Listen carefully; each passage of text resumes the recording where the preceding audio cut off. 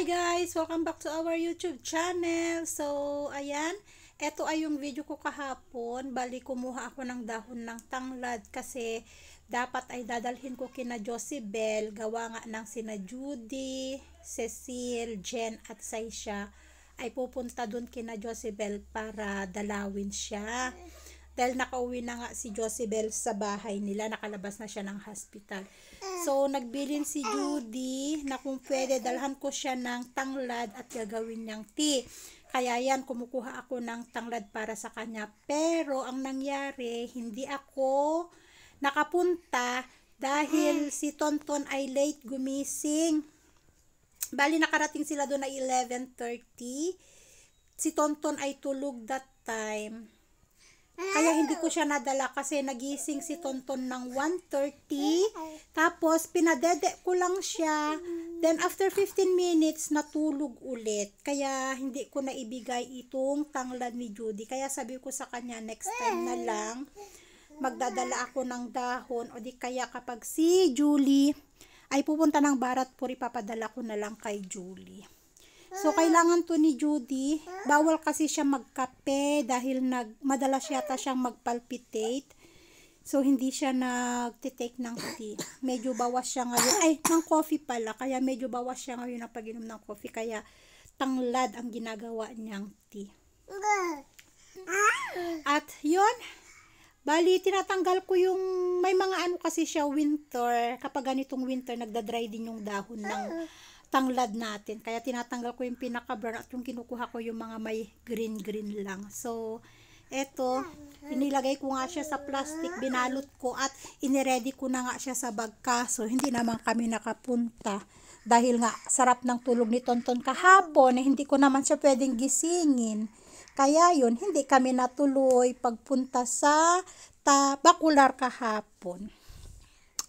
Hi guys! So, ayan. At dahil tulog si Tonton, mag-harvest muna tayo ng ating patatas. Bali, nakapag-harvest na ng 2 linya. So, bali itong hina-harvest ko ay pangatlo. Sabi ko nga sana, wag mo nang magising si Tonton. Dahil kailangan naming i-harvest kasi gaya ng nakikita nyo guys, yung dahon ng patatas ay wala na, nalusaw na sila. Sa sobrang lamig sa umaga, na bulok yung dahon ng patatas. So, para hindi rin mabulok ang patatas sa loob ng lupa, kailangan na nating i-harvest ito. Pero yun nga, kakapiranggot lang yung laman ng ating patatas. Hindi siya yung madami. As usual, every year ganito. Ewan ko kung bakit yung patatas ganito, hindi siya yung maramihan na patatas, yung isang puno, 2, tapos ang liliit pa. Ganun yung bunga niya na nagtataka nga ako bakit ang patatas ay ganun ang bunga niya samantalang yung nabibili naman sa supermarket malalaki naman. Or dahil alaga sa fertilizer, kasi ang patatas namin ay walang fertilizer, walang inilagay na kahit anong fertilizer, hindi rin na-spray yan. Pero ewan ko, makita nyo guys mamaya, ipapakita ko sa inyo yung laman ng patatas natin. Hindi siya ganun kadami at hindi rin siya ganun kalaki. Masyadong masyadong maliit yung kanyang bunga, ay ang kanyang laman. Pero pwede nang pagtiyagaan, kung baga, ang luto nun ay yung sa butter. Sa butter lang. Ganon. Pero, sige, pwede na rin. Para may patatas din, may pang-ulam din tayo. At least, hindi bibili ng patatas every time. May patatas na tambak dito sa bahay. Kahit kapiranggot lang yung kanyang bunga, hindi ganun kadami. So, yung isang hilera guys, sana wag mo na magising si Tonton. Yung isang hilera dito, eto lang na harvest ko, oh. Kakapiranggot. Malilit talaga tong bunga ng ating patatas. Hindi ko gaya nung nabibili sa market na malalaki. Ito maliliit talaga. Isang hilera lang yan. Ang konti. Ay. Baka kasi nagising si Tonton. Silipin ko muna si Ton. ko yung pag-harvest ko ng patatas, abay nagising at nagapang sa may bed. Hindi ko kasi siya pinahiga sa may sa may duyan, sa bed lang. Ayan, pinapakain ko siya ng boiled potatoes. Ito na yung harvest namin sa potato, guys. Ito na yung patatas na tanim. So, binoil ko lang yan yung pinapakain ko sa kanya. Na, bebe? Ay, bibitong! Buti ka mo hindi siya lumapit sa may gilid talaga, nako. Saktong hugas-hugas ko ng patatas narinig ko talaga yung boses niya. Sabi ko, nako, gising. Kaya nagmadali akong pumasok. Yes, kasi mahulog sa bed. Alam niyo bang nahulog si Tonton sa bed? Nahulog siya once. Kaya nanonood ako ng The Flash, pero series ang ganda. The Flash. Pero series siya. Yung napanood kasi naming The Flash, movie. Ngayon kailang ang haba, may season 9. Nasa season 2 pa lang ako. Every season, 23 episode. Pero maganda, hindi siya boring. Hindi siya boring, ang ganda. Exciting, every episode, exciting yung Tuntuni! Papakain ako ng aking batuta. Tingnan yung na-harvest namin,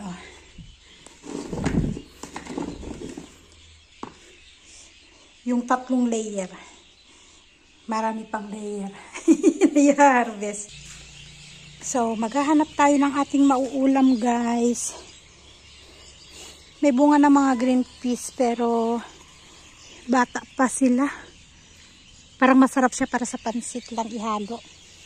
Ano kayo nangyari dito? Natumba sila, Natumba yung turi. Maghahanap tayo ng mauulam. Ang garlic, malalaki na ang garlic kaso. Natabunan sila. Bakit kaya? Kailangan maganon sana, Carrots. Ay, meron na. Hala, meron na. Kuha tayo ng isa, guys. Kuha tayo ng isa. Bunutin natin. Meron na siyang laman. Charan! Ganito lang to kinakain. Ang kamote kaya. Ilang buwan na yung kamote, no? Ay, may carrots tayo. Ipapakain ko kay Asher ganito lang, pero huhugasan. Ang kamote kaya. Try nga natin ang kamote. May laman na kaya ang kamote? Wala na, hindi na nalinisan. Itong mga to.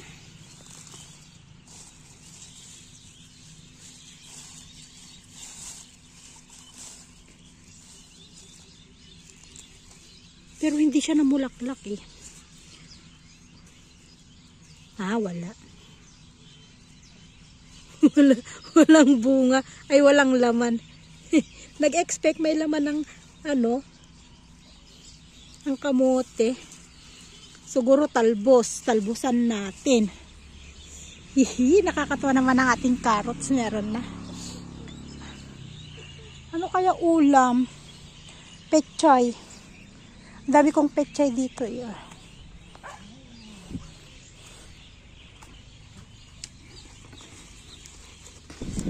Magsasabaw lang.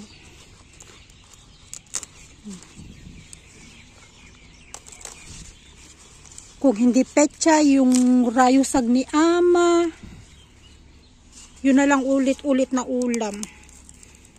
Medyo mahal ang gulay ngayon.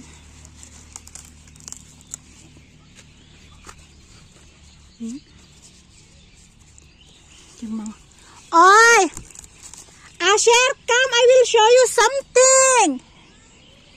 Asher! Asher, come! I will show you something! Look what I have! Look what I have! What's this? What's this? Carrot!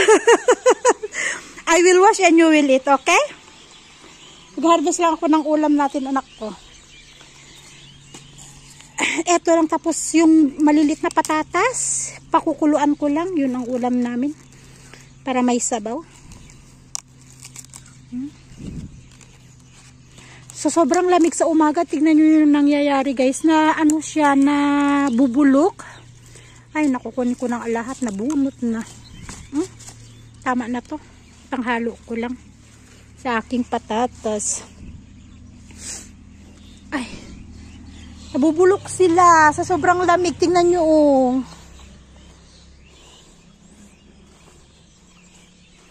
Kailangan mabunot na lahat to.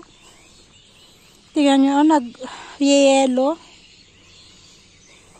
Sa sobrahan sa tubig, sa lamig, kaya ganyan ang itsura. Yan. Ang ating ulam.